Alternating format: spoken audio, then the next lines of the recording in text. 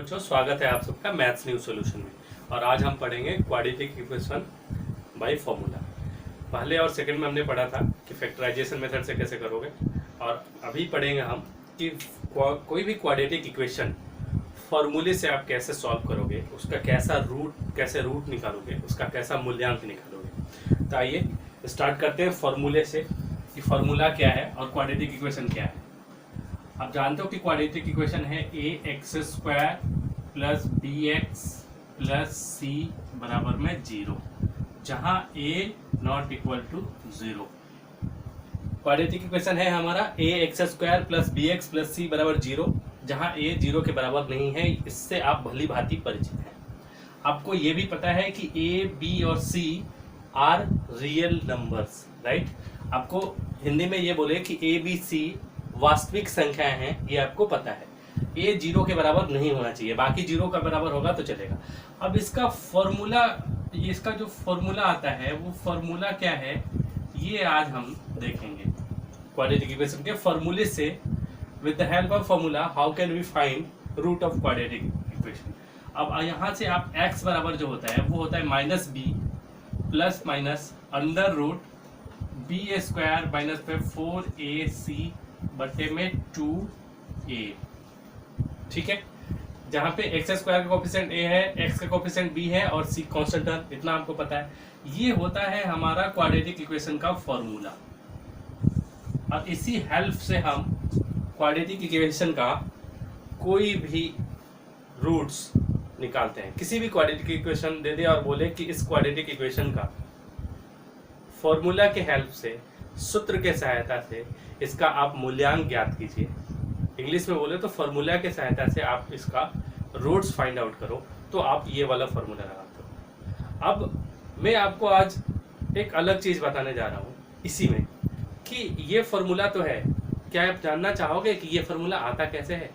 क्योंकि मेरा तो यही काम है कि फॉर्मूला कैसे डिराइव होता है वो मैं बताऊं।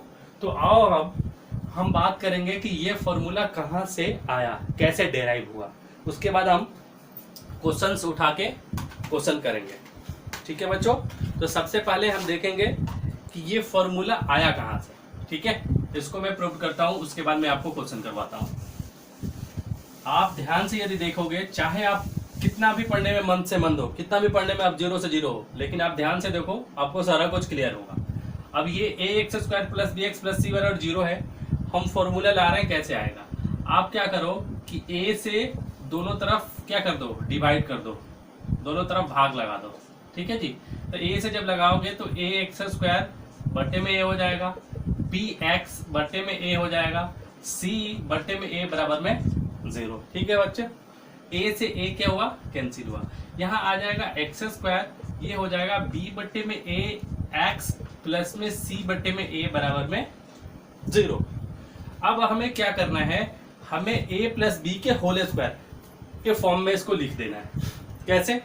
अब देखो, a प्लस वाई का होल स्क्वायर क्या होता है, आपको पता है, बचपन से आप पढ़ते आ रहे हो, x² प्लस में 2xy प्लस में y²।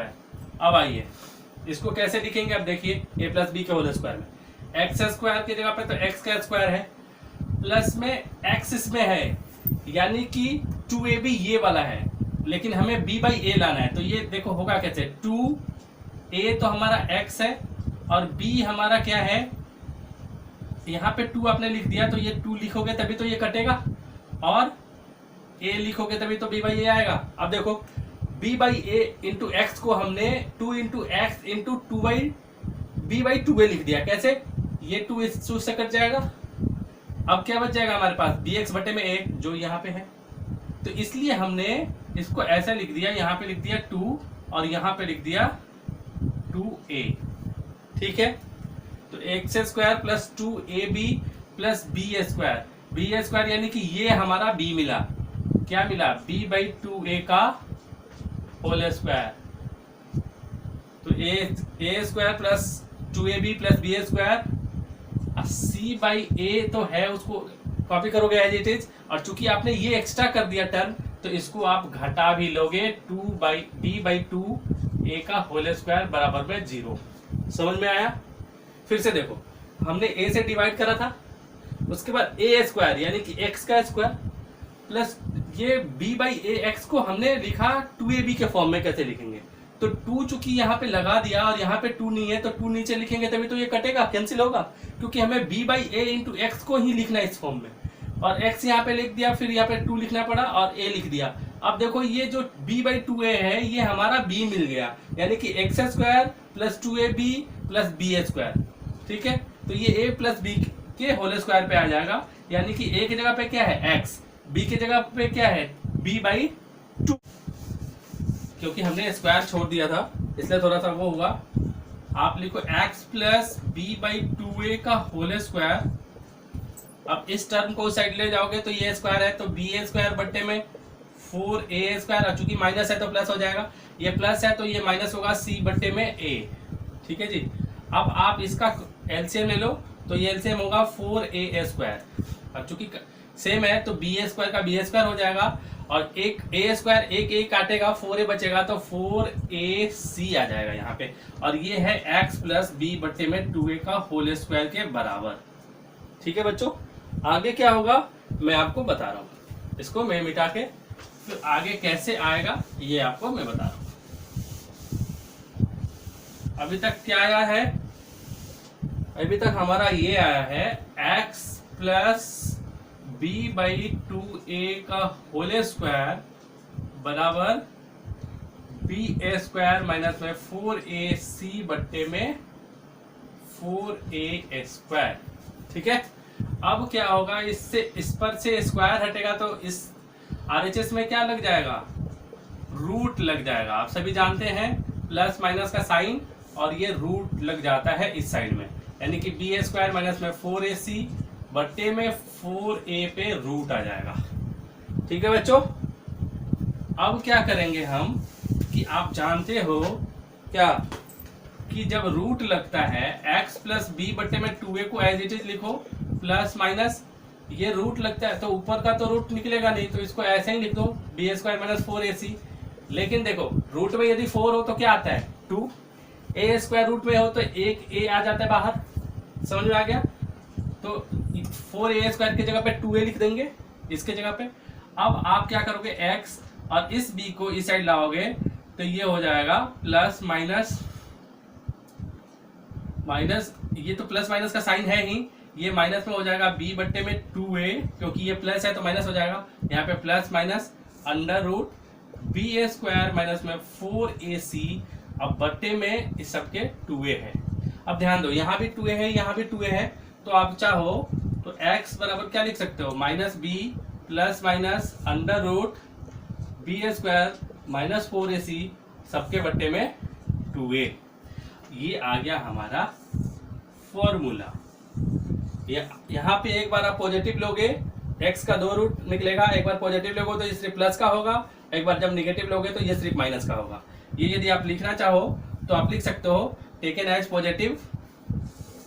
यदि आप पॉजिटिव लोगे तो यहाँ पे लिख दे रहा हूँ x बराबर होगा माइनस बी, यहाँ पे सिर्फ प्लस हो जाएगा, plus under root b square minus में 4ac बट्टे में 2a, और जब आप नेगेटिव लोगे तो ये वाला नीचे वाला साइन रहेगा, यानी कि x का दूसरा मान दूसरा रूट जो आएगा minus b minus under root b square minus में 4ac बट्टे में 2a।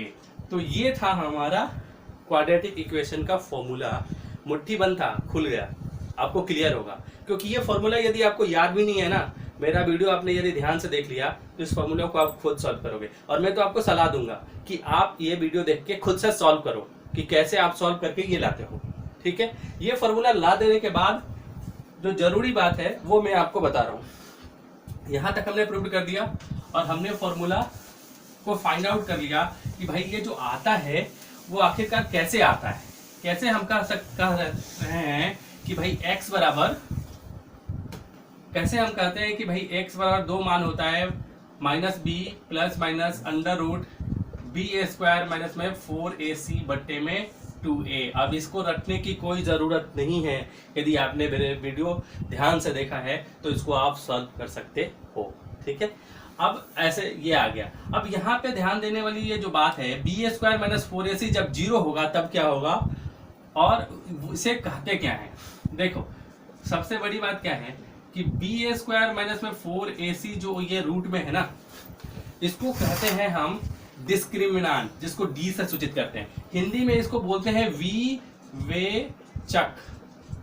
विवेचक या डिस्क्रिमिनांट क्यों बोलते हैं? विवेचक का मतलब होता है कि ये डी ही हमें बता देगा, विवेचना कर देगा, ये बता देगा कि इसका जो रूट 2 निकलेगा उस रूट का प्राकृतिक कैसा होगा, नेचर ऑफ रूट्स। आप अगला यही पढ़ाने वाला हूं आपको कि आप डी निकाल के कैसे आप बताओगे कि इस क्वाड्रेटिक इक्वेशन का जो रूट्स निकलेगा उसका नेचर क्या होगा। इसके 3 कंडीशन है। जब पहला कंडीशन क्या है बच्चों कि डी जब 0 होता है, 0 के बराबर होता है, तो इसके जो रूट्स होते हैं, इसके जो मूल होते हैं, वो मूल क्या होता है, वो मूल समान होते हैं, वो मूल इक्वल होते हैं। रियल तो होते ही हैं, इक्वल होते हैं। कब? जब d इक्वल टू 0, तो उसके रूट्स क्या होंगे? इक्वल होंगे, रियल होंगे।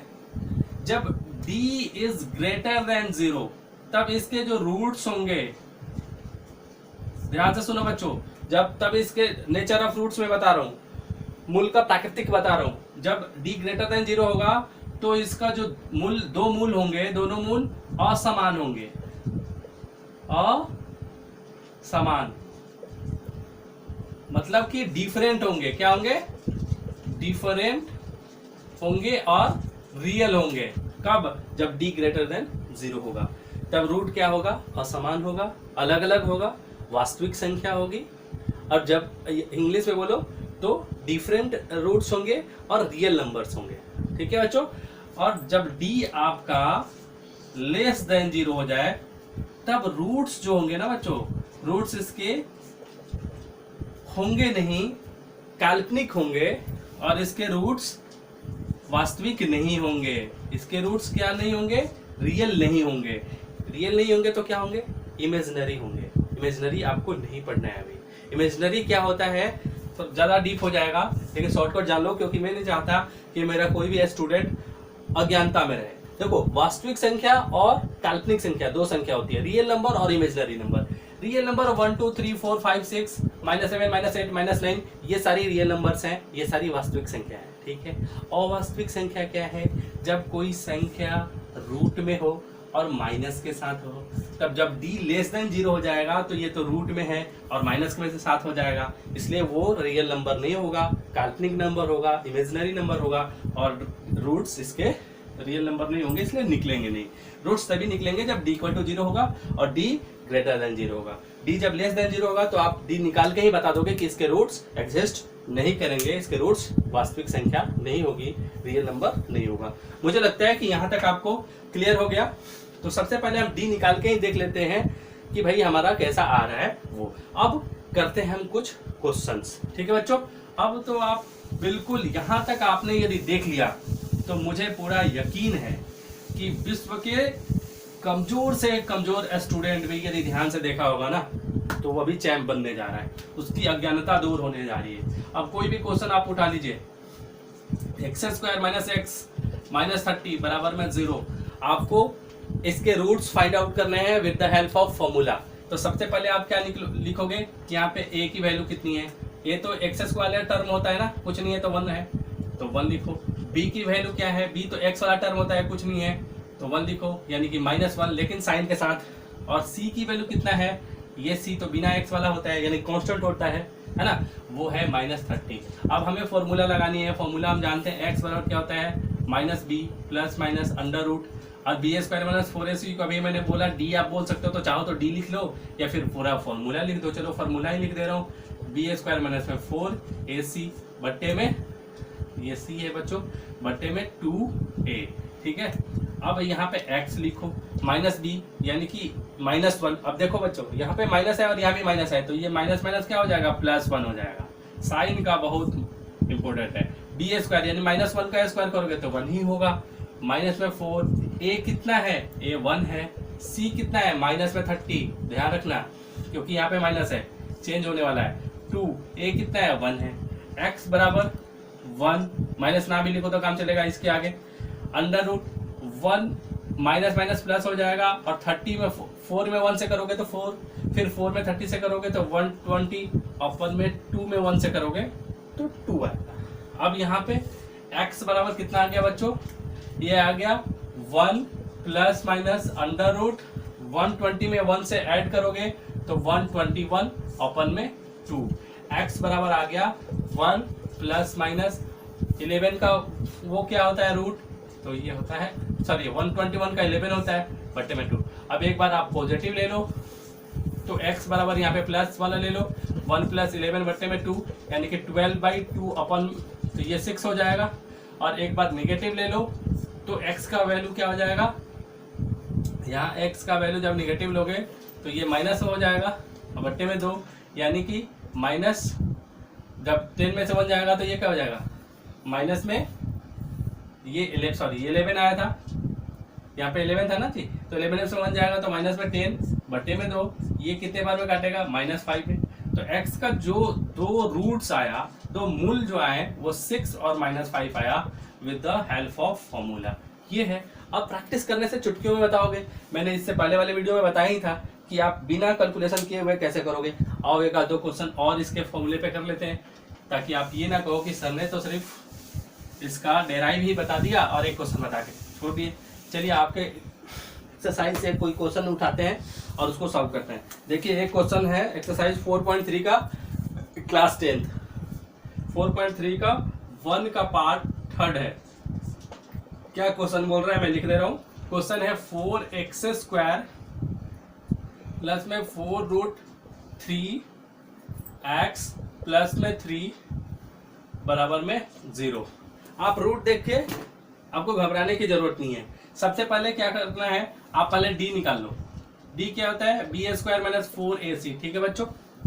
तो b का यहाँ पे a b c का वैल्यू पहले लिख लो। a कितना है, a की जगह पे तो 4 है जी। b कितना है, अब बताओ, x वाला 4√3, साइन तो प्लस है तो प्लस लिखो या ना लिखो। c कितना है, c आपका 3 है जी, ठीक है। अब b² - 4ac, तो b कितना है 4√3 का क्या है s², तो s² लिखो, -4, a कितना है 4, c कितना है 3, तो 3 लिखो। 4√3 का स्क्वायर यानी कि 4√3 को 2 बार लिखना है, 4√3 गुने में 4√3, बिल्कुल बेसिक। 4 × 4 कितना होगा 16, 16 में 3 से मल्टीप्लाई करोगे 48, 48, 4 में 4 से मल्टीप्लाई करोगे 16 और √3 में √3 से मल्टीप्लाई करते हो। इसके पहले वाले वीडियो में बताया था कि कोई भी संख्या जब रूट में 2 बार आ जाए तो उसका रूट निकल जाता है, यानी रूट से बाहर हो जाता है। वैसे भी √9 का वर्गमूल क्या आता है 3, तो ये हो जाएगा 3, लेकिन गुना में है तो ध्यान रखना कि मल्टीप्लाई में 3 कर देना।